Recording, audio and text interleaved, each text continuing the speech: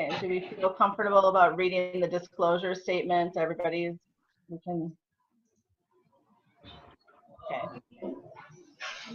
So this is a special notice because we are doing the meeting remotely. Due to the current federal and state emergency declarations, the Minnesota directive to residents to stay at home and guidance about limiting person-to-person contact due to the COVID-19 pandemic, this meeting of the WEM School Board is being conducted in accordance with Minnesota Statutes 13D-021, meeting by telephone or other electronic means.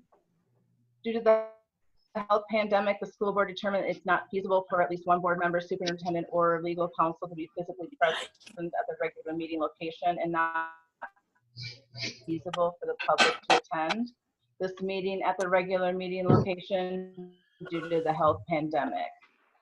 Persons may monitor this meeting from a remote location by going to the Zoom meeting listed on the WEM website. School board members are reminded, I believe we want you to mute their microphones or phones when they're not speaking. Just try to raise your hand if you have something to interject. We'll try to make sure I'm watching the videos closely. When we recognize this school board member, they should unmute their microphone or phone and then mute their device after they've spoke. All voting tonight has to be conducted by roll call vote. So I'll call off names and then you'll indicate your vote, yes or no. You should wait till your name is called before voting. Persons monitoring this meeting had the opportunity to submit visitor comments, and as of 5:25 tonight, there were no visitor comments that I received. This is a new process, and Mr. Yankee was going to check it later on towards visitor comment time. So this meeting is being recorded. Access to the recording will be available through the WEM School District website as soon as reasonably possible. All right, with that, I'll call the meeting to order at 6:17, and all board members are present, along with Administrator Superintendent Mr. Whitehurst and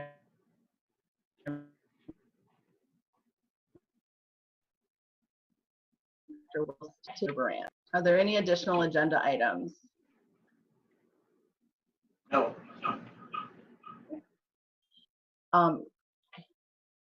So is there a motion to approve the agenda as presented? Jay Schneider made the motion and Dan Houlihan seconded to approve the agenda as presented for today's meeting. Is there any discussion? Okay, a roll call vote then. Travis? You need to unmute. Yes. Dan Houlihan? Yes. Gary Michael? Yes. Jay Schneider? Yes. Jeff Stengler? Yes. John Bulishek? Yes. And myself, yes. So motion for the agenda to be approved, 7 yes, 0 no by roll call vote. Okay, and then we're going to basically striking item number B because we don't have minutes for March 23rd attached to the board books. So that Should have. be approved at a future meeting. So I guess we probably shouldn't have approved the agenda.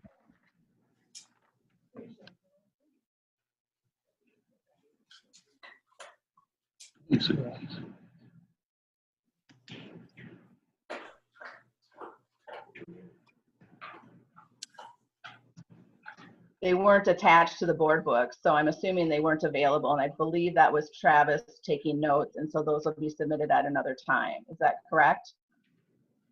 Yeah, I sent you that email, so. Okay, so that we're not really approving any minutes tonight. All right, so that leads us to our next item of financial transactions. And Gary Michael.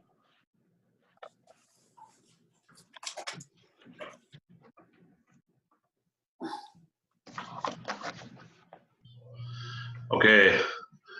I move to approve bills and payroll, $1,500,000 $1,405,697.16. Deposits, $1,055,970.30. And transfers, $10,600,000.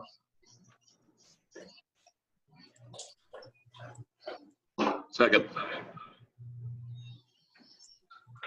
Okay, so Gary Michael made the motion and Jeff Stangler seconded to approve bills and payroll. Now I had a different number. So is Gary's number correct, Margaret?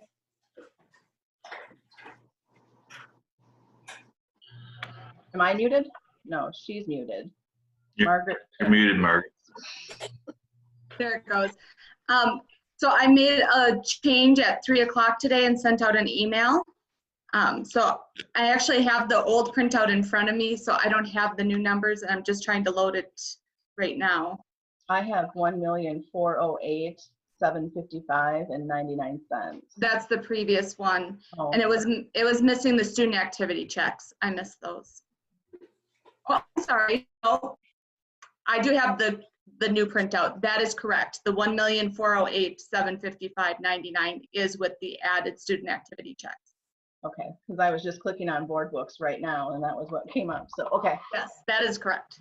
Okay, so Gary Michael made the motion for, and Jeff Stangler seconded bills and payroll for $1,408,755.99. Deposits of $1,055,970.30, and then 10.6 million for transfers.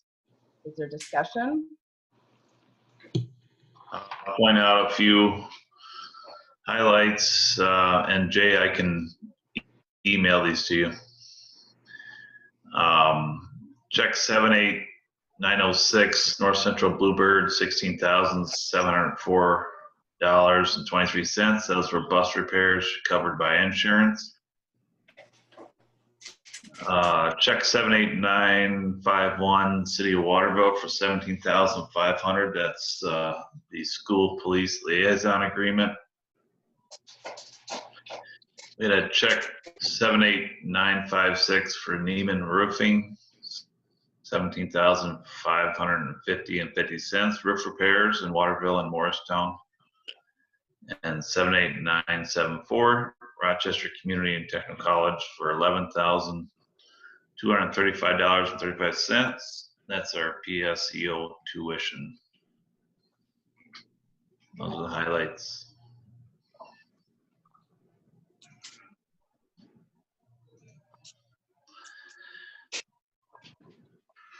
Jay, what's your Any other email? discussion, questions?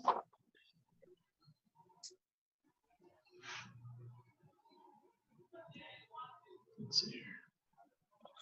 I got it, Gary. That's okay. You want me to email it to you or no? No, I've got it. All right, thanks. Okay, any other discussion? Okay, so again, Gary Michael made the motion and Jeff Stangler seconded to approve bills and payroll in $1,408,755.99, deposits of $1,055,970.30, and transfers of $10,600,000. This will be another roll call vote. Travis? Yes. Dan? Yeah. Gary? Yes. Jay? Yes. Jeff? Yes. John? Yes. And myself, yes. That's 7-0 by roll call vote. The next item is visitor comments. Mr. Yankee, did you receive any others or have an opportunity to check the mailbox? Yeah, I'm kind of getting into it now. I haven't seen any. I'll send you a message if I get some. Okay, sounds terrific. Thank you for doing that. We appreciate it.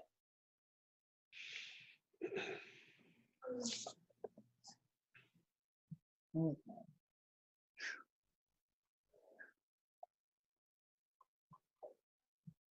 Oh gosh, now I lost everybody. Okay. So then recognition of monetary donations. The April donation report was attached to board books, and it showed a monetary donation from the Seward County Sheriff's Youth Project for $500 to the elementary. I'm seeking a motion to approve. So move. I'll second it. Okay, that was Jeff Stengler. And is there a second? Thank you. So Jeff Stengler made the motion and Mr. Bowman seconded to approve the donation of $500 from the Seward County Sheriff's Youth Project. Is there any discussion? Was it allocated to a specific project or? Yes, they have requested for playground equipment.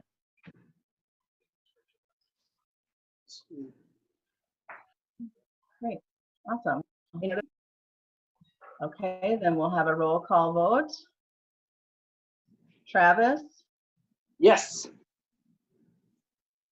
Ken Houlihan, Yeah. Gary Michael, Yes. Mr. Schneider, Yes. Jeff Stengler, Yes. John Velishek, Yes. and myself, yes. So motion carries 7-0 by roll call vote. Moving along, we are getting to the principal reports. I'm not sure who wants to go first, but they have a joint report, so take it away.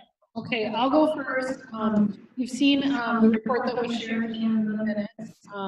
You know, we can take support distance learning, and as of last week, Thursday, we will be supporting distance learning for the remaining.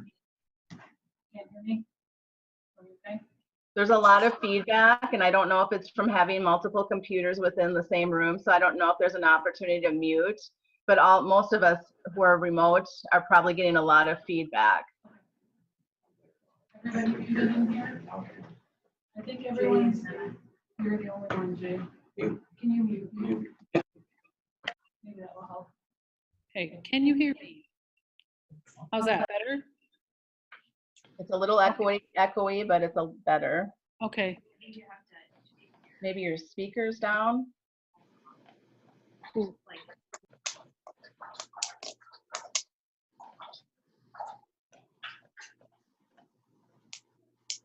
How about now? That's much better Okay. for me. All right, so I will try. I can't hear you guys as well because I've turned my volume off, so that might be making the difference. So we continue to support distance learning. We're doing everything we can to support our families' technology needs as well as student support needs. And I think we're doing a very good job of that, pre-K 6. I think all the way around, but definitely I can speak for my end. We are doing a nice job with that. We have some things coming up that are being rescheduled. Kindergarten Roundup was scheduled for the beginning of May. We postponed it and rescheduled it for May 8th, and now with the governor's guidelines, we obviously cannot do that. So we've begun plans to do a virtual kindergarten roundup. So I've already worked with the kindergarten team to do some videotaping before they start taking rooms apart and that sort of thing. And we are working to get in touch with our families so we can share that information. We plan to do something different in the fall, having a kindergarten night before the school year starts to welcome them back. So it's a work in progress right now, but something that we have to work on. We also have a preschool screening that was planned for this week, Friday, I believe, if I'm not mistaken. Obviously, having to reschedule that. I'm working with Joan to get that hammered out as well. We've begun planning for summer school. We've gotten word that we can have summer school in school at this point. So we just got that today. So we'll be planning to do that during the month of July. Typically, we do 2 months in June and 2 months in July. This year, we're going to try something a little different. Go 4 weeks in a row. We tended to have attendance fall the second week, the second set of weeks. So wondering if putting them together 4 weeks solid will help our attendance to maintain nicely through the summer. So information will be going out on that as well soon with our families. Typically that's something we send home. So we're working to figure out how to do that differently this year. Other things, obviously, you know, we have our year is set for us. We will finish in distance learning. And so that does mean that construction has begun on my end. Teachers are working hard to get their rooms packed up as the construction crew is already knocking down walls and taking things apart, and it's rather noisy down there, but we are working hard to get out of their way so that they can get their job done and get a jump on things. I should also say May 1st and May 4th, and I'm sure Jennifer will comment on this as well, has been deemed by the governor as days for professional development for our teachers to plan for the remainder of the year. So we've been working today on a plan for those 2 days for our staff as well. One other thing I might comment on, we talked about this, I think, at our last, maybe at a work session about the survey that went out to families and to students. And I can give you some, some numbers, what we have. For our family check-in, we had 159 responses to how families were doing. And we asked pretty much 2 questions. How are you and your family doing? 97% of our families were doing well or hanging in there, all things considered. So we had a very good response. And then the second question was, what can we do to help you or to help your student be successful with distance learning? So we have 133 responses and ideas. Overall, the sentiment was very positive. People felt like they were getting their needs met. Of course, there's some that wanted support in different ways. We've been doing everything we can to address those concerns. And then our student survey, we had 171 students that responded to the survey. Their questions are, how are you doing? And overwhelmingly, we had about 96% of our students saying doing well or hanging in there, all things considered. We had a couple that were, I'm not doing well. We've worked to reach out to those folks. We had one who said, please call me, I'd like to talk. And the funny is they just really wanted to talk. It wasn't a concern, they just wanted to talk. So that was kind of fun. One of the questions was about the amount of work that their teachers were expecting of them and what they felt about that. We had 65% of our students felt that it was a good balance of work. We had 35% that felt that it was too much, and less than 1% that it was too little. So we've been working to respond to that information as well. Another question was how during distance learning, I feel my teachers have been, and then they had a variety of things that they could choose, flexible with assignments and due dates. 57% of our students felt that teachers were flexible with assignments and due dates. 54% that felt that staff was supportive, and 67% felt that they were available to them at all times. So pretty good results for the most part. And again, students were allowed to leave comments, and their comments ranged from everything is great, you're doing fine, to please assign less, a couple please assign more, things like that. So that was a very quick synopsis of those survey results, but wanted you to have that information as well. Did anybody else have trouble hearing the survey results? Because I kind of had an echoey thing, like the video would stop. It all seemed all right. Okay. It might be nice to get that report in writing, like emailed out afterwards, just so that I could read through it. Because the first half of it was a little, thank you. All right, Dr. Wilson, you're next. All right, thank you. Good evening. As Ms. Bastien said, we've made it through about halfway of the distance learning. I was in a PLC meeting this morning with Gopher Conference principals, and they all told me I sucked. They were very jealous that we are going to be done on May 15th, and they have a number of weeks to go because this is starting to become a grind. And they're addressing issues as we are, and it's nice to have that conference PLC to bounce ideas around and have like-minded conversations with similar school districts. So in that conversation today, we talked about the ongoing planning for or not planning for prom, different scholarship nights, graduation, and other just events that are tentatively scheduled but are up in the air on whether they're not going to be or not. I should also say that the admin team met last week and again today to talk about graduation and plans for that. Granted, we feel like we have a somewhat of a crafted draft that we are going to be talking with our advisors on, but all of it is kind of in limbo depending on what the Department of Health suggest to us and what some guidelines are. So I'm hesitant to share anything. I did send an email out to parents and students this afternoon, or if it hasn't gone out, it'll go out momentarily with the help of Mr. Yankee. But that was one area where I treaded lightly on, just because there's a lot of unknowns yet, and we want to make sure that we have solidified plans before we release them. The staff has been meeting about every other week, and sometimes more in some cases, to continue to have conversations around students that are struggling academically, students that need tech support, students that are lacking in absence, either in work production or in their telepresence with Zoom and Google Hangout. I'm pretty excited about the social media interaction with Margot Kulseth. We have had a couple of conversations, and if you're on social media, you know that there's been several campaigns with our seniors, and that's gotten some pretty good hits and attention. We've had more high school staff do the bedtime story reading, and also junior high. So that's been really nice too, to see on Facebook, and I think that's been popular. So we're doing our very best to do due diligence to acknowledge these seniors and high school students, and they've been through a lot with a lot of canceling of events and important time in their life. So we're trying to do our best to make sure that they feel honored and special, and that will continue on with the planning for the rest of the spring. One other thing that I just want to point out in my board report that Ms. Bastine hasn't, two things actually. The ACT has been moved currently to June 2nd, and we were going to host it in the Morristown Community Center, but we realized that contrary to my board report, it'll be housed here in the building. Construction is going to allow for there to be an adequate amount of social distancing, and we'll host this on the second floor in the building.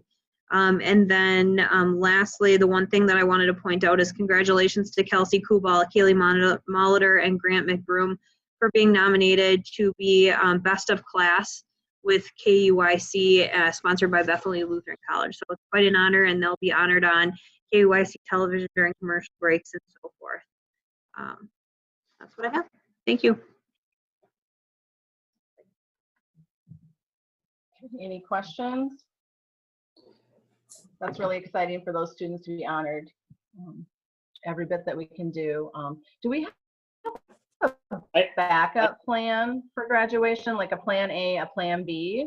I know that some school districts are saying, okay, they're going to try to stick with their original graduation like date, and then they have a second date as a plan B that the board has to approve. Yep, so once we have more solidified plans for you, we'll make sure to pass them along. But all of that is being considered as all of our events that we've had on our calendar this spring. And I should say right now, we don't have a date change. We are still planning with that May 15th, as my email said, or will say if it hasn't been sent out. And obviously, yes, alternative days will be considered and planned for. I do have a comment on that, if I can just, you talked about graduation. Just a suggestion, obviously you're making plans, but my wife will kick me off the stool if I don't mention. She was talking about maybe having all the kids outside of the school 6 feet apart and have a drive-by thing or something, you know, just to acknowledge, you know, the students, the seniors. It's just a thought. Yep, good thoughts. Those are things in the plan. Okay, thank you. I got a comment too. This is Gary. Dr. Wilson, you said, obviously, we're looking at other things. Well, it's not that obvious. So if you don't put in the letter or you don't tell us, we don't know that. Okay? Noted.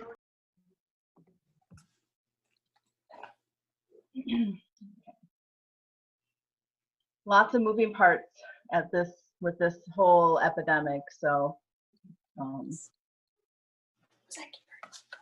right, moving along to Mr. Baran and his CEDAR report.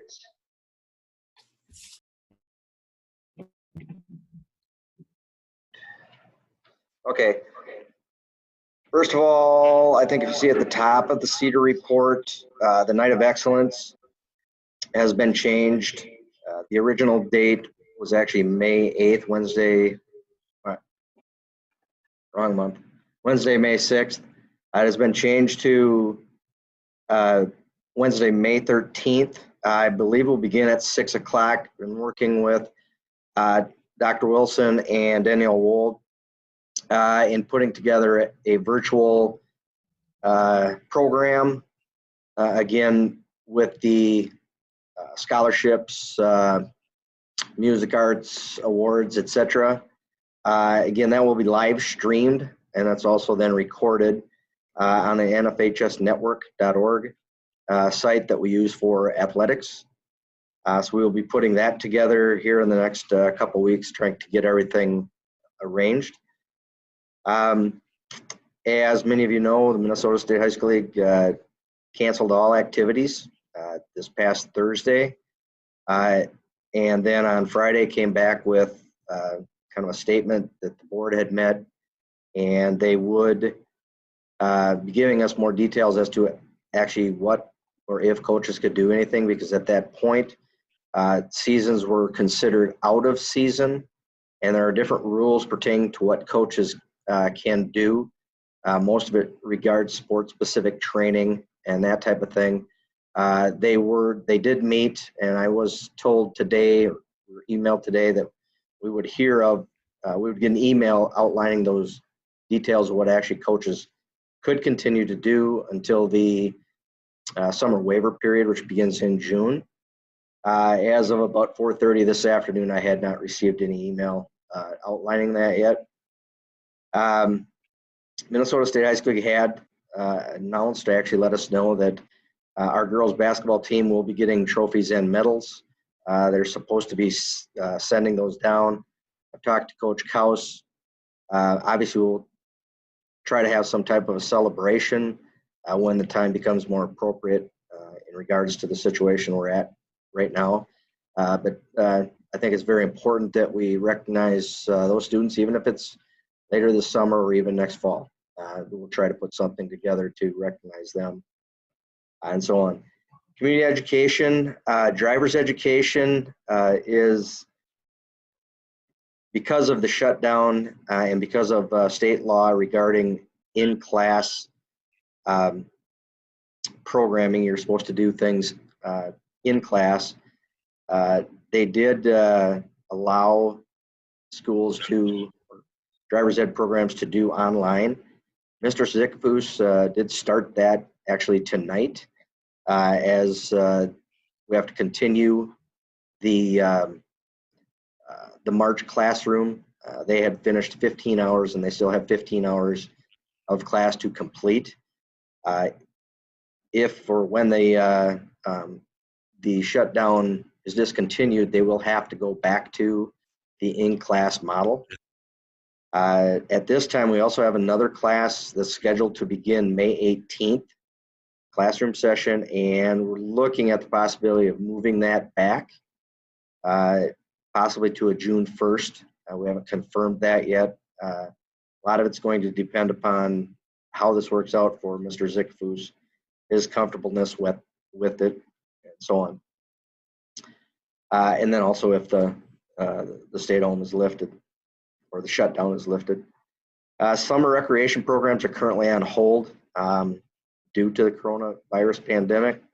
A lot of the softball, baseball, the leagues, and those types of things, I think, are still in a wait and see. I have a lot of questions that come to me about that. Swimming lessons were actually scheduled to begin in July. Again, I haven't heard anything regarding those. I think they are in a wait and see situation regarding swimming lessons and some of those types of things. WM Clay Target team season was officially canceled. However, when the kids register for Clay Target, they pay what would be to the USA Clay Target League. And so if they so choose to continue to participate, it's completely on their own. So all of the kids that have paid fees to WEM for the Clay Target team are actually being refunded those, but there is also a USA Clay Target League registration fee that they did pay that has nothing to do with us here. And so if they want to continue to go to the gun club and do their shooting, it's on their own. They can post scores if they'd like. But again, officially our team season is over. And as far as the school age care is concerned, we continue to provide the service. We're also working toward moving into the summer program. Again, a few questions regarding essential workers as to if we have to continue that after May 15th. I guess we're kind of assuming that we do, but also can we get other kids in? A lot of it depends upon space and all that type of thing. So things are canceled, still a lot of questions, and I'll do my best to answer them when I can and when I know. I think Mr. Whitehurst had also asked me to perhaps talk about the next part in their spring sports seasons and coaches' pay. I sent all of you a letter. Did everybody get that? By show of hands, shake of the head, whatever. Again, I guess that would probably felt that was probably the easiest way to get that information to you a bit ahead of time, to give you some time to think about it. Think about those, and I guess at this point, if there are any questions, I think it's pretty clear as to where I stood as far as my recommendation. So,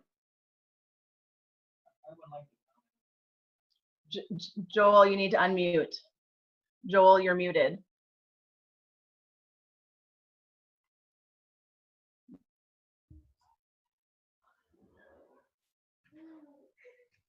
You're still muted.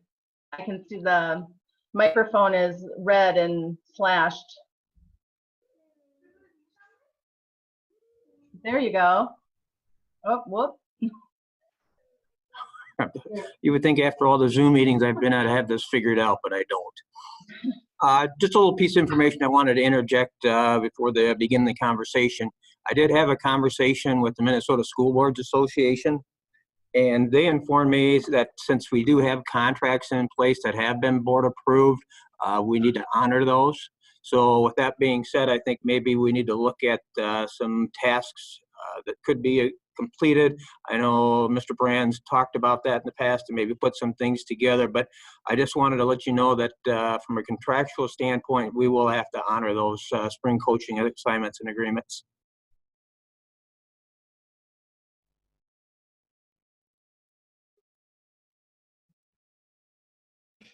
What kind of tasks are you talking about with regards to that?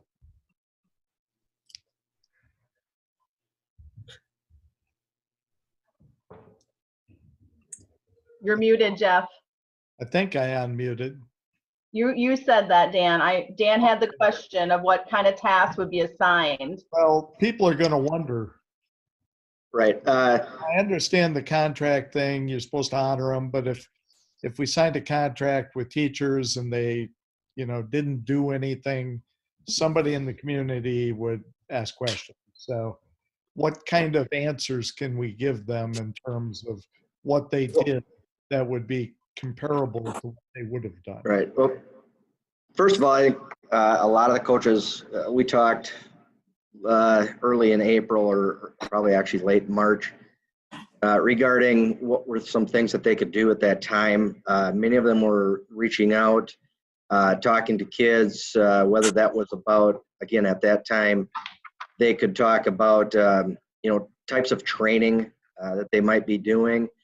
Again, some of them were just maybe talking to students about, how they were doing. We have a few seniors, there could certainly be some mental health issues regarding the disappointment of, not being able to participate and the questions that surround that. And again, after this past week. So I think there's been some outreach already from coaches. I've seen a few things from some of the coaches on that front. They can also reach out from the standpoint of homework help, if that was necessary. There are things around the school. We have some things in actually some of the storage room areas, or some things down in the weight room area that they could do. I even got thinking about this, that with the construction people around, there's an awful lot of heavy moving of things, especially in the next few days. Because construction people want things out of the way. I could kind of do an all-call. I believe coaches too could also have the ability to opt out, as far as if they didn't want to or didn't have the time to or the need to do something, they could opt out of being paid.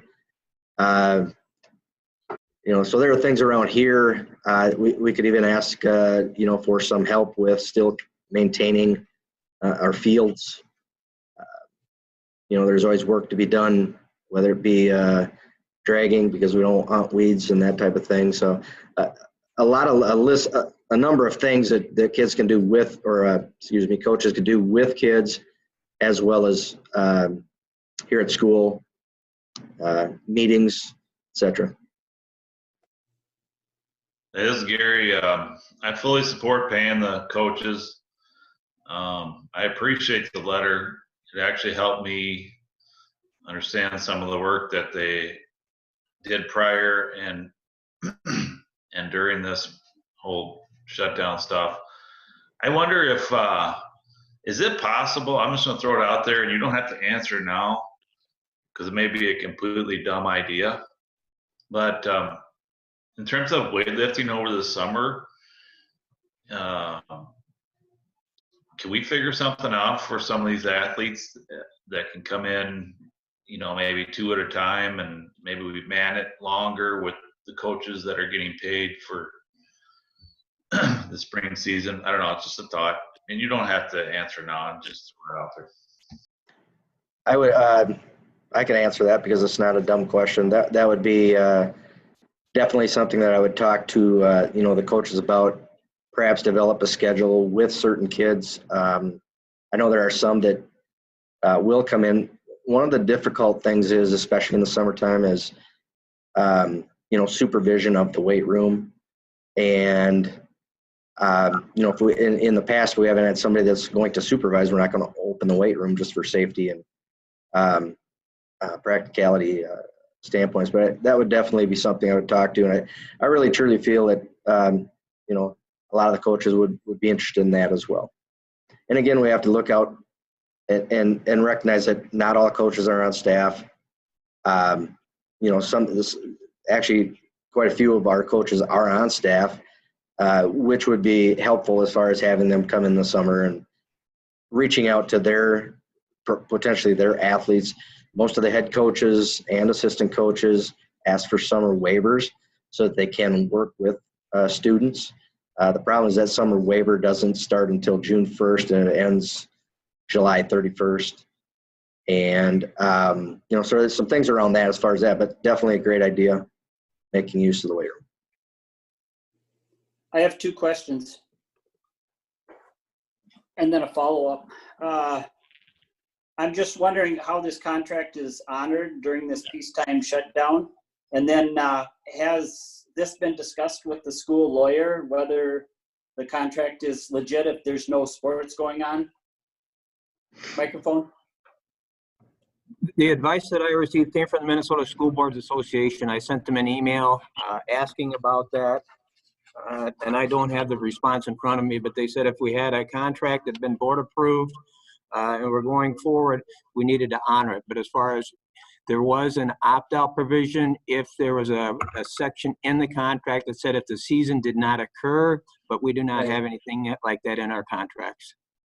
Okay, and then I also have a comment, because as soon as I got the word about this, I went out and I talked to a lot of people out in the community. There's going to be some really upset people if we approve this, just for the fact of there's no sporting events going on. And I'm I know I talked to one of the coaches, and it would affect their unemployment by getting this, you know, without any events going on. I'm telling you right now, I cannot support it with the people I've talked to in the community. It's you get paid for the work you do. So I don't know if someone has to check into it with the school lawyer to see what the legality is, but I can't support it. Just my comments.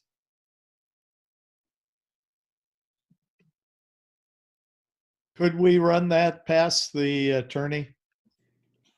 I think that sounds like a reasonable idea. You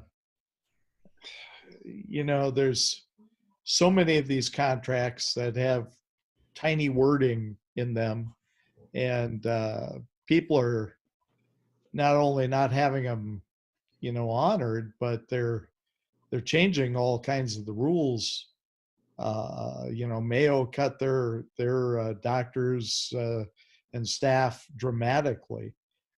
Same with Mankato Clinic. I mean, we're talking 20, 30, 40% pay cuts, and they had signed contracts, but the contracts could be voided in situations of catastrophe or disaster. I realize that we have fairly basic contracts that we use, but I think Travis is right. I think we should run it past the attorney.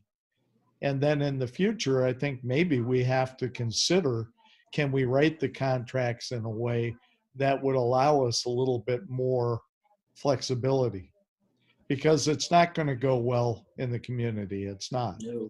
And we need some support because we're going to be coming into a difficult financial time. Yeah, this could be, you know, possibly be something that could be prorated to some extent, but it, you know, it's not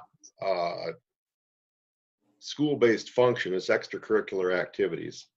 So I don't know if that would fall underneath the same contract laws, but that would be something to ask the attorney. But a prorated version of the pay might be more acceptable. Is it all right if I make a couple comments on things I heard? I guess, first of all, the comment of these are not school-based activities, that they're extracurricular activities. I think that's not necessarily what I would feel. I would say that they're co-curricular activities, and they have a very important role in our school and with the education, the total education of our students. We're talking about education-based activities that are very important to them as well as parents. I am a product of an excellent education-based program in growing up, and I guess I've always thought of that.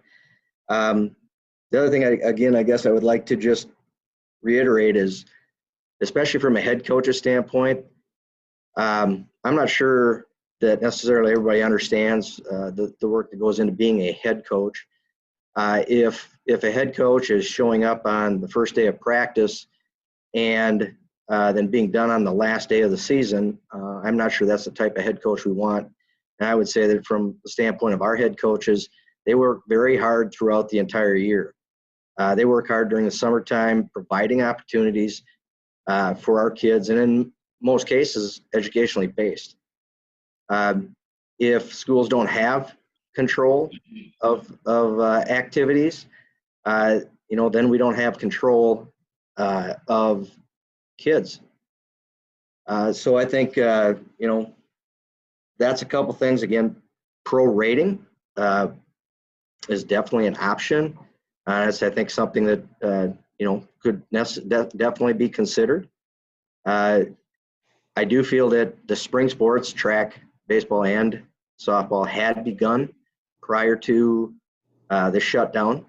So that should be something that's considered. I don't know if board members know, but our staff is paid in 1/3 increments throughout their season of play.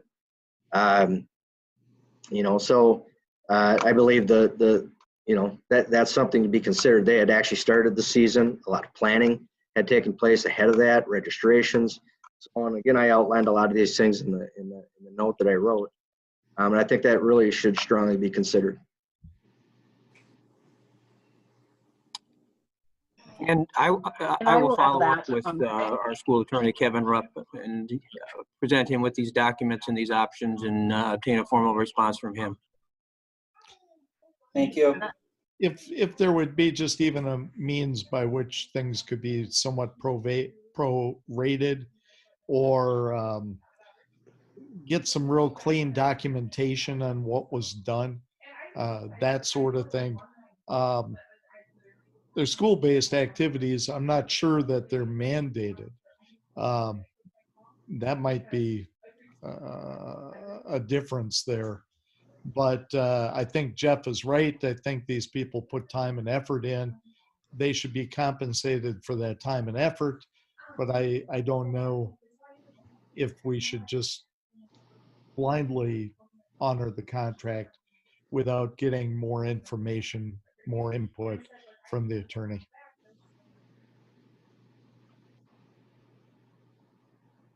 Okay, I'm going to say a few words. That's fine if we want to approach it from the attorney aspect and get Kevin Rupp's official recommendation, but I will echo what Jeff is saying.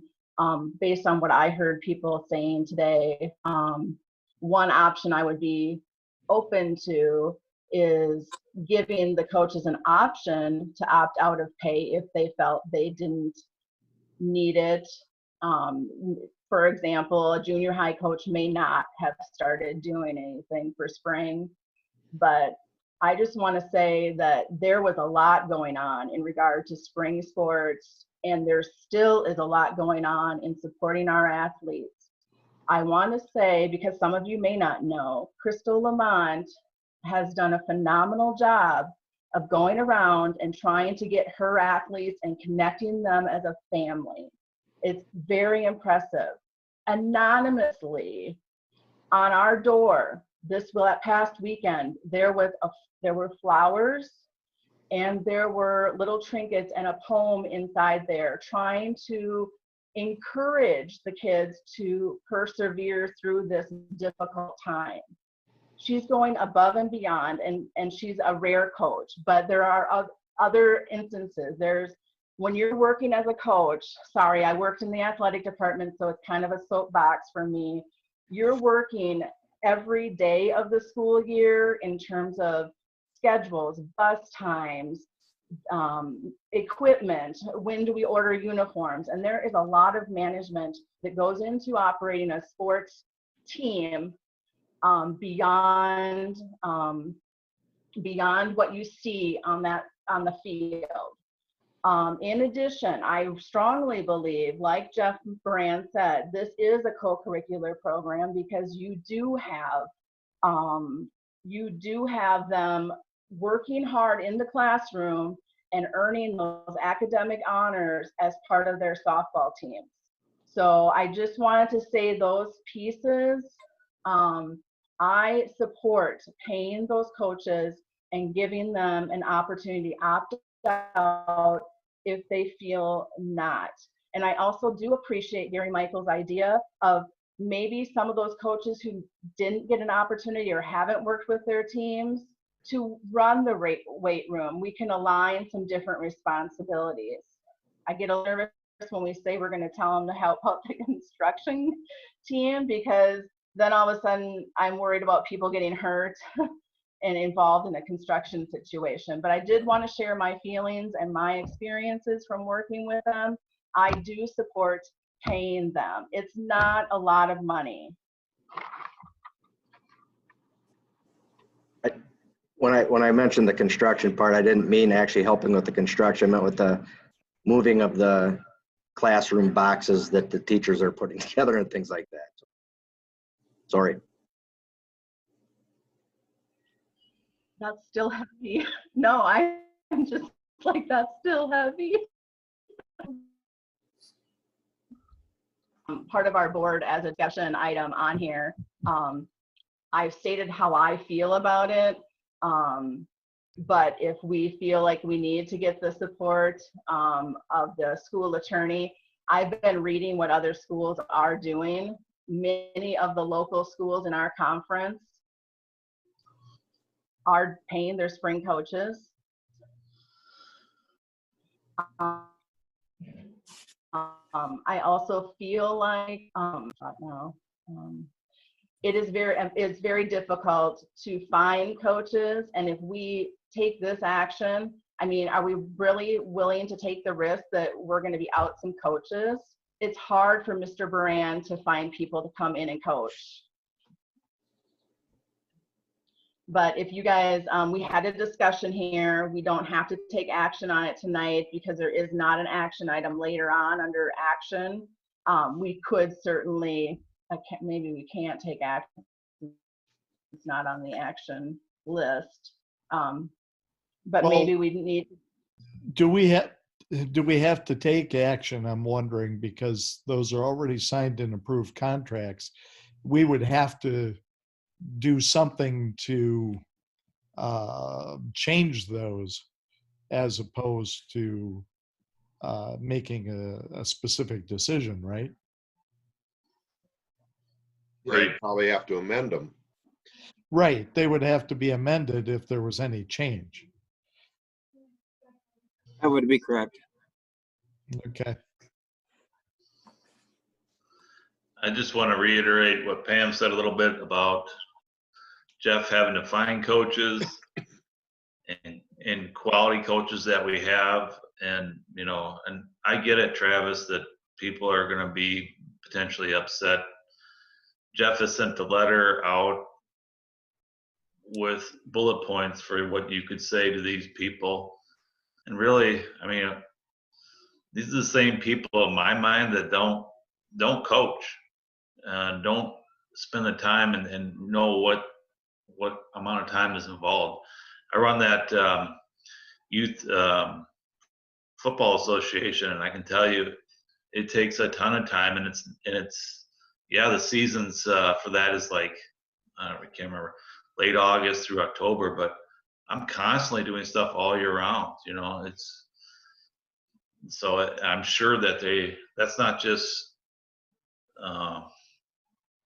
you know, he's not making that up. They are working year round on every sport that they work with. Yeah, those are great points. They really are. And I'm not minimizing the coaches at all. I'm just telling you what I've heard from the community.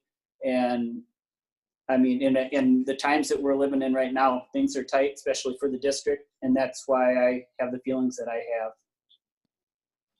No, and I appreciate you bringing them up, Travis. I do, because that's what you're hearing. We all should know that. I appreciate it. Yeah. And we want to be fiscally responsible, but these were also funds that have been budgeted for. So any numbers we're looking at on our bottom line have been, you know, budgeted for. So Joel must have muted his video. That or he left the room. No, I'm still here. Okay.